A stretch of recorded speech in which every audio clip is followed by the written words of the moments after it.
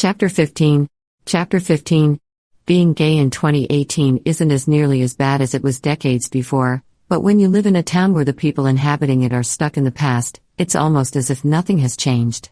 It's crazy how there are these tiny towns spread out across America that haven't changed one bit. Woodstown is one of those towns. Nestled in the middle of nowhere, perfectly secluded from anything relevant to LGBTQ+ culture or community. I already know one day I will move to a big city where pride is celebrated like Toronto or New York. Okay, maybe not as big as New York.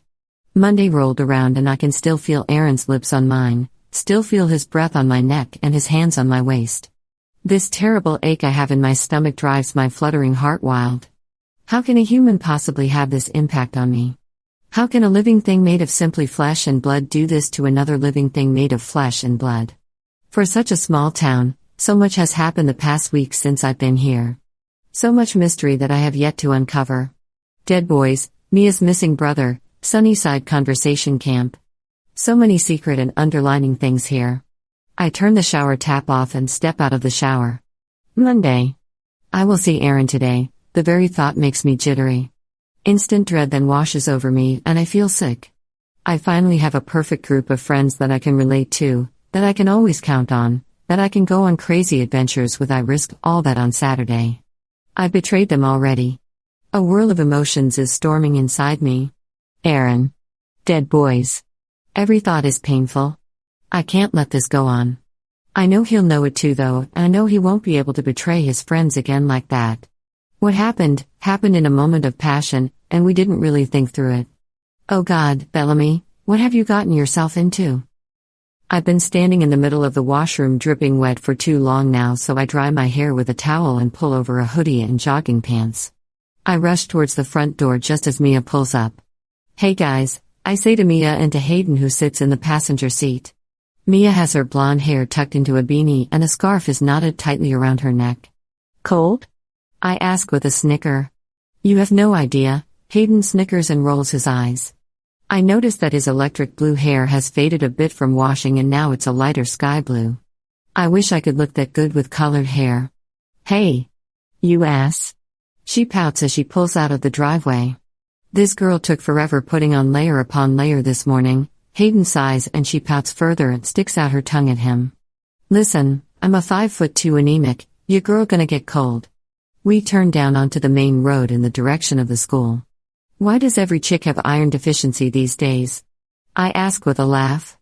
Mia somehow manages to turn around and swing at the same time as driving. Eyes on the road, you crazy fucker. I shriek. Mia. Goddamn. Hayden yells, laughing at the same time. You're fine, she laughs along, and I start laughing as well. What a crazy girl. As we pull into the school parking lot at the same time as Caleb's SUV does. I watch as all 5 boys climb out of the vehicle, as I do the same. My eyes automatically focus on Aaron. He looks around casually as the wind pushes his hair around his face.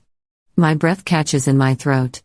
I'm reminded of the feeling of his lips on mine and the way his eyes bore into mine and how water dripped from the tips of his hair onto my face. Oh God, it's getting hard to breathe. Seeing him for the first time since our kiss is ecstatic. They are all beautiful in their own way. They all fit together to create this beautiful image. I can't help but stare at them. I am one of them now. Do I look like that when I walk with them? Not possible. Belle. Bentley yells over to me. They all walk towards Mia, Hayden and I. I can feel Mia and Hayden stiffen behind me. Hey guys, I say, looking over them, my eyes tug on Aaron. He wears a crisp white shirt with a dark flannel and fitting black jeans and he looks absolutely breathtaking. His eyes scan over me and my friends, not bothering to give me a second look. I frown, but I shouldn't be looking at him the way I am. Wednesday, Toby says to me and brings me into one of those bro hug type things. Wednesday, got it, I say, nodding to all of them. I guess our next dead boy meeting is Wednesday. See you, Caleb says, nodding in my direction, and I give a nod back, directing it to all the guys. As they walk away, my gaze follows Aaron. He wouldn't even look at me or acknowledge me. I hate how much it bothers me. I've waited these past 2 days with him and only him in my mind. Though I know it's wrong and that I can't let something like that happen again, so much of me wishes he would be persistent, so I would have a reason to cave. They're so weird, Hayden says. I turn around with a raised eyebrow. No offense. Aha, I say with a smile, not really bothered by the comment. If weird is the worst insult I'll get from hanging out with them, I'll take it any day. It's way better than the stuff I would have to deal with at my old school. Hayden. Mia says and hits him lightly. You used to say they were weird too. He answers defensively. She doesn't know how to respond, so she just sighs and shakes her head. She shoots me an apologetic look, but I just smile at her, letting her know that everything is cool. Let's go, guys, we'll be late for class. I say as the warning bell rings audibly from inside the school. The day goes by quickly, but not quick enough. I want it to be Wednesday so badly. I want to know what they plan for our next adventure. I want to spend more time with the boys, especially Aaron. Tomorrow after school I have track practice, and I feel exhausted even thinking about track right now. Nonetheless, I am excited. I have so much pent-up energy that I have to let out. So much stress, so much emotion, so much of everything. Running fixes everything because in a way it numbs everything.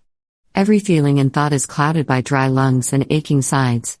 The best medicine to replace the fire inside me. It's the most pleasant, icy feeling. I look at the time, it's nearly 10 in the evening. It's not too late for a run. Before I know it, I'm doing up my laces and I'm out the door on my feet. _AN. Yes.